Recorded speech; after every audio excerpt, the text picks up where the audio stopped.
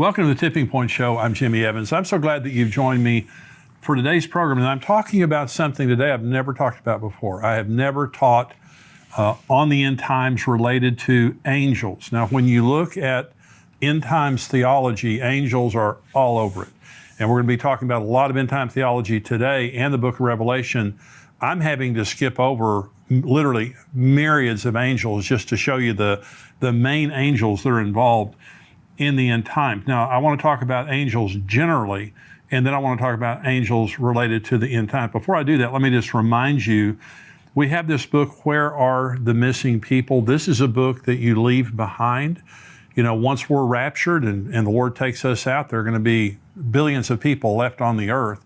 And this book is designed, it says the sudden disappearance of millions and what happens next. And so what this book does is it allows you to keep this on your coffee table, your bedside table, your car, your apartment, you know, your dorm room, wherever you leave it. But somebody, you know, when we're gone, people are going to be going through our stuff, and this will help them to know what just happened, to explain to them what the Bible said just happened, and lead them to Christ, and explain to them how to have a relationship with Christ, and also explain to them what's about to happen in the world. So this is going to be, an eternity saver for a lot of people. Now, we just went over 100,000 of these books that we've sold. These have been selling very quickly. And so you can go to missingpeoplebook.com and you can get a big discount there if you're buying more than one. You can buy one. You can also get it on Amazon.com. I think it's $8.95 or something like that. We have almost 1,000, and you can go on Amazon and see all of the reviews that we have. I think we have like almost 1,000 5-star reviews of this book. People are reading it, and it's blessing them, and some people are getting saved reading this book right now. So missingpeoplebook.com.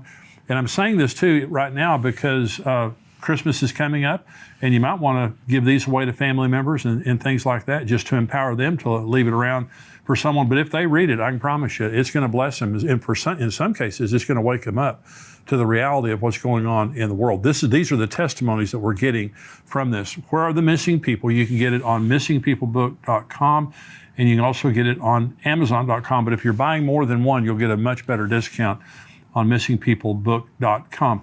Let me talk about angels. One of the subjects that is very central to end times teaching is how involved angels are in carrying out God's plan. And in studying about angels in the end times, let's begin to understand who angels are and the role that they play. And so the first thing is they're ministering spirits sent to help believers and those who will inherit salvation. This is what Hebrews 1 says about angels. But to which of the angels has God ever said, "Sit at my right hand till I make your enemies your footstool"? Are they not all ministering spirits sent forth to minister for those who will inherit salvation? They're just God's servants that come into the earth realm to minister to us. And so, we have angels, and I'll talk about that more in just a minute. We have angels. John Lindell was on the program. He is the pastor of James River Church, and he had a very powerful encounter with an angel that healed him. The angel grabbed him. He had cancer and healed him of cancer. Psalm 34:7 says, "The angel of the Lord encamps around those who fear him and delivers them." Psalm 91 says, "Because you have made the Lord, who is my refuge, even the Most High, your dwelling place, no evil shall befall you, nor shall any plague come near your dwelling. For he shall give his angels charge over you to keep you in all your ways. In their hands they shall bear you up, lest you dash your foot against a stone. You shall tread upon the lion and the cobra, the young lion and the serpent you shall trample underfoot." Now notice both of those scriptures there, that they protect those who put their trust in God, that they fear God. They're trusting in God's protection and under God's authority. And jokingly, I heard someone say one time, we have guardian angels that, like when we're driving down the road, they're there to guard us. But if we exceed the speed limit, that they can't go faster than the speed limit. Now, that's kind of a joke. They can go as fast as they want to go. But I do believe that there is a special presence of God, an angelic presence of God, when we're submitted to God and when we're trusting Him. And so they also escort us to heaven when we die. Now, this is Luke chapter 16.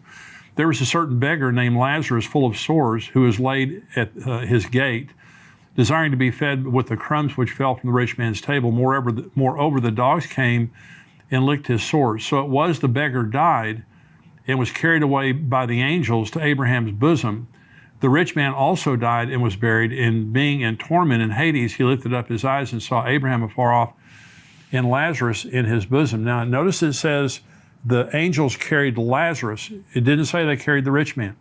And so now I've been at the bedside of many, many believers when they died. Let me tell you, when I was a young pastor, I dreaded doing funerals, and I dreaded people dying in the church that I pastored.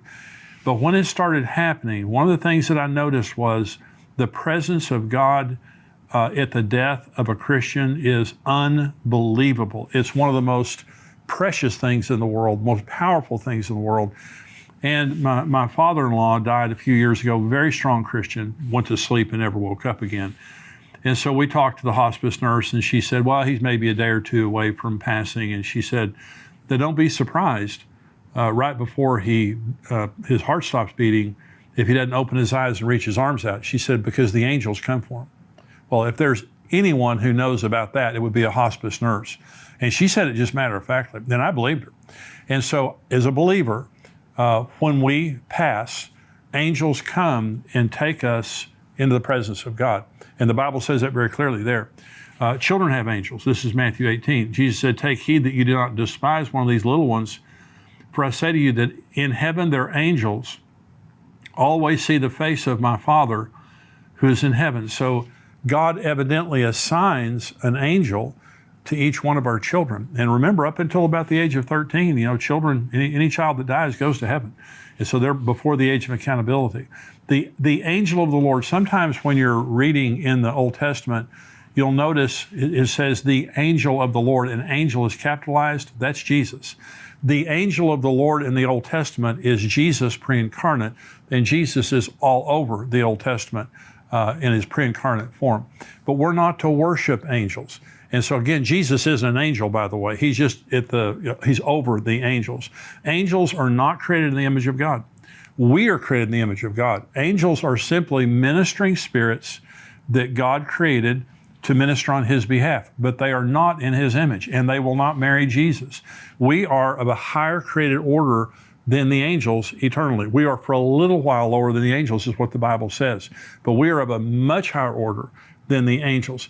And so Colossians chapter 2 says, let no one cheat you of your reward, taking delight in false humility and worship of angels, intruding into those things which he has not seen, vainly puffed up by his fleshly mind, and not holding fast to the head, from whom all the body, nourished and knit together by joints and ligaments, grows with the increase that is from God.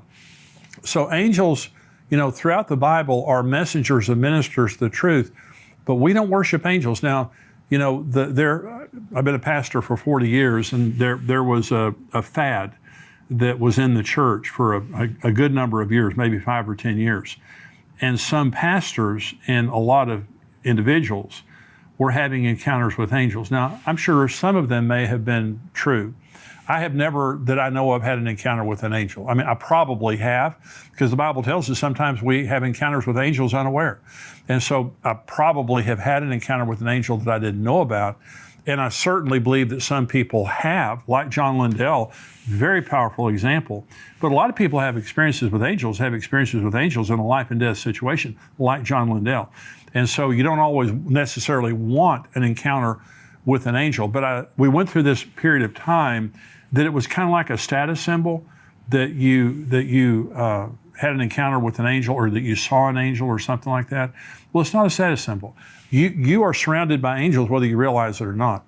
And sometimes they may appear in our world, but not always as someone that we would recognize. That's why it says you entertain angels unaware. But my point in this message is to say, angels play an absolutely crucial role. There's kind of two extremes. One is the worship of angels, and the other is not believing in them. And I'm telling you, we have angels. There are times, I'm certain in my own life, there have been probably hundreds, if not thousands, of instances where something bad would have happened to me without my angel doing something about it, our guardian angels. And so they play a huge role in our lives. They play a huge role in eternity, but they also play a huge role in the end times. Let's go through some of the specific end time scriptures, and let's look at the angels that are a part of the end times, beginning with the book of Daniel and the angel Gabriel. Now, this is when the end began. I have a message that I preach, and it's called, When Did the End Begin? Here's when the end began. Because some people say, Jimmy, why do you have to have an end times? Why are you people so obsessed with the end times? Hey, it wasn't my idea. It was God in the Old Testament, beginning in Daniel chapter 9, when the end was announced. Here it is right here. Daniel 9, beginning of verse 20. While I was speaking, praying, this is Daniel speaking. Now, while I was speaking, praying, and confessing my sin and the sin of my people Israel, and presenting my supplication before the Lord my God for the holy mountain of my God, yes, while I was speaking in prayer, the man Gabriel, whom I had seen in the vision at the beginning, being caused to fly swiftly, reached me about the time of the evening offering, and he informed me and talked with me and said, O Daniel, I have now come forth to give you skill to understand. At the beginning of your supplications, the command went out, and I've come to tell you, for you are greatly beloved. Therefore, consider the matter and understand the vision. 70 weeks are determined for your people and for your holy city to finish the transgression, to make an end of sins, to make reconciliation for iniquity, to bring in everlasting righteousness, to seal up vision and prophecy, and to anoint the most holy.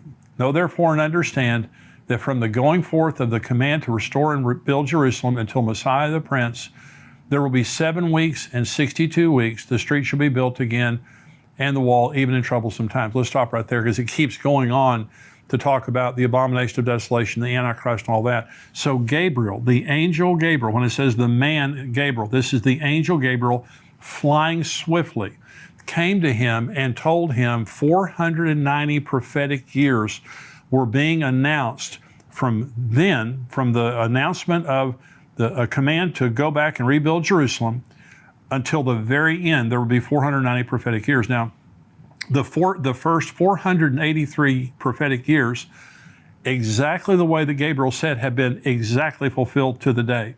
From March the 14th of 445 BC until April 6th of 32 AD, that was exactly fulfilled from the time that Artaxerxes Longimanus decreed that they could go back and rebuild the city, until Jesus entered the city of Jerusalem on Palm Sunday. Exactly 483 years, 173,880 days, exactly prophetically fulfilled. That is how specific the Bible is. But there are 7 years left to be fulfilled. That's the tribulation. And so Gabriel comes and says, it has been established, Daniel, that there are only 490 prophetic years left. So the end began whenever Artaxerxes announced that there could be the rebuilding of Jerusalem. It ends at the end of the tribulation. This age ends at the end of the tribulation. But God sent Gabriel, the angel, to begin all that. So angels also announced the location of the second coming of Christ. When Jesus ascended, this is Acts chapter 1, when he had spoken these things, while they watched, he was taken up, and a cloud received him out of their sight. And while they looked steadfastly toward heaven, as he went up, behold, 2 men stood beside them in white apparel, and also said, Men of Galilee, why do you stand gazing up into heaven? This same Jesus, who is taken up from you into heaven, will so come in like manner as you saw him go into heaven. Now remember, this is the Mount of Olives, and Jesus is standing there, and he ascends from the Mount of Olives. This is Zechariah 14, speaking about the second coming. Then the Lord will go forth and fight against those nations as he fights in the day of battle. And in that day, his feet will stand on the Mount of Olives, which faces Jerusalem on the east. And the Mount of Olives shall be split in two from east to west, making it a very large valley. Half the mountain shall move toward the north and half toward the south. Then you shall flee through my mountain valley, for the mountain valley shall reach to Azal. Yes, you shall flee as you fled from the earthquake in the days of Uzziah, the king of Judah. Thus the Lord my God will come, and all the saints with you. Now, this is a parallel text with Acts 1. It's also a parallel text with Revelation 19. It says, thus the Lord my God will come, and all the saints with him, and return to the Mount of Olives. Revelation 19 says that's where it talks about the marriage supper of the Lamb. And then it says that he returns on a white horse, and all the saints return with him. So understand this. When the rapture happens and we go to heaven for 7 years, and I'll be answering a question during the subscriber portion about the timing of the marriage supper of the Lamb. And I've got a very specific question, because some people believe that the marriage supper of the Lamb doesn't happen until the end of the tribulation based on Revelation 19. I'm going to correct that. But Jesus comes and we come with him. When Jesus returns to the earth, we literally come right up, we're looking right over his shoulder when it happens. It's going to be an unbelievable moment.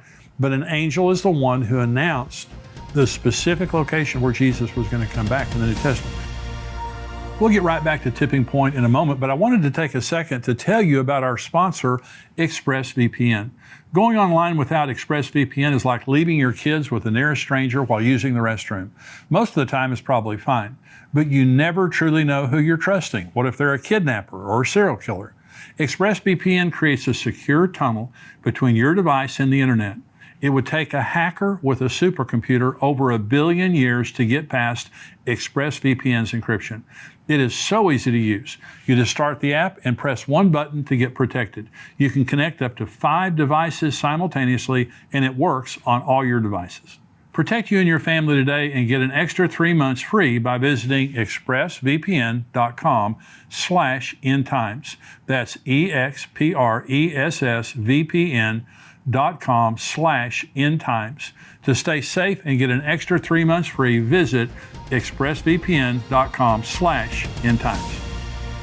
The rapture will also occur with the voice of an archangel. 1 Thessalonians 4. The Lord himself will descend from heaven with a shout, with the voice of an archangel and with the trumpet of God. And the dead in Christ will rise first.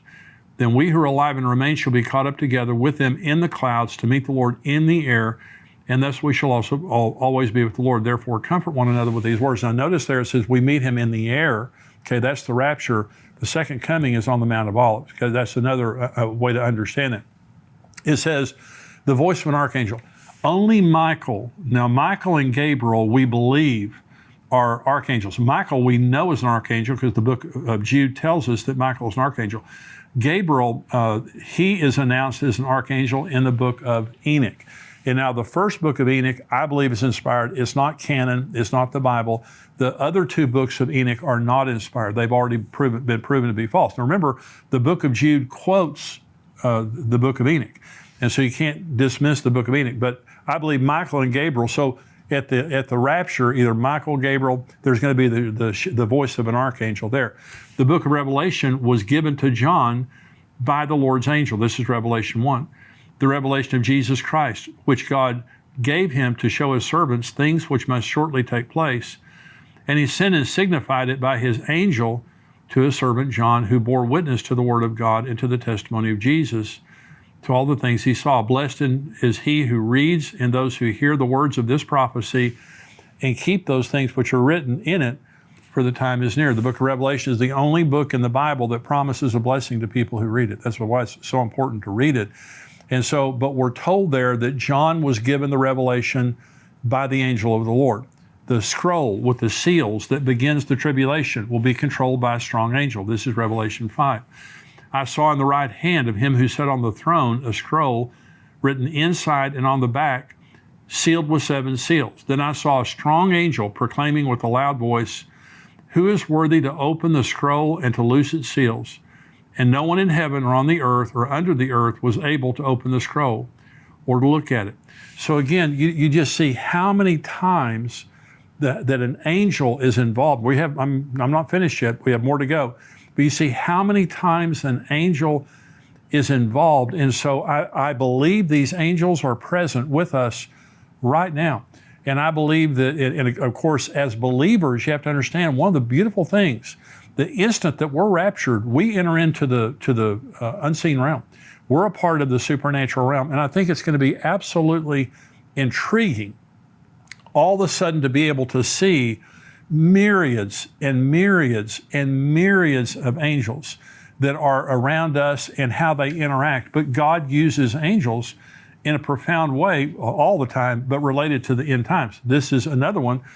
An angel seals the 144,000 Jews in the tribulation with the seal of God. This is Revelation 7. After these things, I saw 4 angels standing at the 4 corners of the earth, holding the 4 winds of the earth, that the wind should not blow on the earth or the sea or in any tree. So there are 4 angels right there. Then I saw another angel ascending from the east, having the seal of the living God, and he cried with a loud voice to the 4 angels to whom it was granted to harm the earth and the sea, saying, do not harm the earth, the sea, or the trees, till we have sealed the servants of our God on their foreheads. And I heard the number of those who were sealed. 144,000 of all the tribes of the children of Israel were sealed. Now this is Revelation 14, again talking about the 144,000. Then I looked, and behold, a lamb standing on Mount Zion, and with him 144,000, having his Father's name written on their foreheads. So an angel is the one who seals the 144,000 in their forehead, because they're not going to be harmed. All these judgments that are coming in on the earth, they're not going to be harmed. But here's interesting. It says his Father's name. The Lamb was with the 144,000 because they go around the world proclaiming the gospel to the entire world, but his Father's name is on their forehead. So this is interesting, and I'm not preaching this as a doctrine. I'm sharing this as something that's interesting, and that is there are those that believe that the church is the bride of Jesus, and the Jews are the bride of the Father. Now remember, you go to Revelation 21 and you read about the New Jerusalem. It says there are 12 gates to enter the city of the New Jerusalem, and every gate has the name of a patriarch on it, the 12 sons of Jacob. Okay, so all around. But it has 12 foundations, and each of the foundations has a name of the apostle. So it's interesting, the New Jerusalem is branded both to the church and to the Jews. And so an example is before Jesus came, and in the Old Testament, before Jesus became the standard of salvation, what happens to David? What happens to Moses? What happens to Aaron? What happens to, all the wonderful people in the Old Testament? Well, they certainly don't go to hell. And so where do they go? So there are those that believe that in the New Jerusalem, this is shared by the Old Testament Jewish saints that are the bride of the Father, and the church that is the bride of Christ. Interesting thing. Okay, another one. 3 angels proclaim a universal message to the world in Revelation 14. It says, then I saw another angel flying in the midst of heaven, having the everlasting gospel to preach to those who dwell on the earth, to every nation, tribe, tongue, and people, saying with a loud voice, fear God and give glory to him, for the hour of his judgment is come, and worship him who made heaven and earth, the sea, and the springs of water. Another angel followed, saying, Babylon is fallen the great city, because she has made all nations drink of the wine of the wrath of her fornication. Then a third angel followed and with them, saying with a loud voice, if anyone worships the beast and his image, and receives his mark on his forehead or on his hand, he himself shall also drink of the wine of the wrath of God, which is poured out full strength into the cup of his indignation. He shall be tormented with fire and brimstone in the presence of the holy angels and the presence of the Lamb. And the smoke of their torment ascends forever and ever, and they have no rest day or night who worship the beast in his image, and whoever receives the mark of his name. Now, there's several things in there. The first is, it says that they'll be tormented in the presence of the Lamb and his holy angels. Satan is not the Lord of hell. Jesus is the Lord of hell. And so Satan is in the judgment of hell like everybody there with him. He's bound there. And so, but it begins by saying an angel came and proclaimed the everlasting gospel to the 4 corners of the world, every tribe, nation, and tongue. When Jesus said this gospel will be preached into all the world and then the end will come, that's when it happens. It happens through the church before the rapture. It happens through the 144,000 after the rapture. It happens through the 2 witnesses after the rapture. And finally, it happens with this angel in Revelation chapter 20, preaching the gospel supernaturally to every person on earth. And so these angels that are proclaiming the gospel, and Babylon is fallen, and the unforgivable sin of taking the mark of the beast, these are all angels proclaiming 3 important messages. And here's finally, an angel binds Satan for 1,000 years at the beginning of the millennium. This is Revelation 20. Then I saw an angel coming down from heaven, having the key to the bottomless pit and a great chain in his hand. He laid hold of the dragon, that serpent of old, who is the devil and Satan, and bound him for 1,000 years. And he cast him into the bottomless pit and shut him up and set a seal on him, that he should deceive the nations no more till the 1,000 years were finished. But after these things, he must be released for a little while. Here's the wonderful thing about that scripture. It just takes one angel. When it talked about the seals, it says a strong angel said, who is worthy to break the seals? This doesn't even say it's a strong angel. So let me just say, first of all, when Satan fell, he took a third of the angels with him. That means that 2/3 stayed with God. That means in the angelic realm, the angels of God are twice as powerful as the angels of Satan. But how much more powerful is God than Satan? It would be like the United States of America fighting 30 people.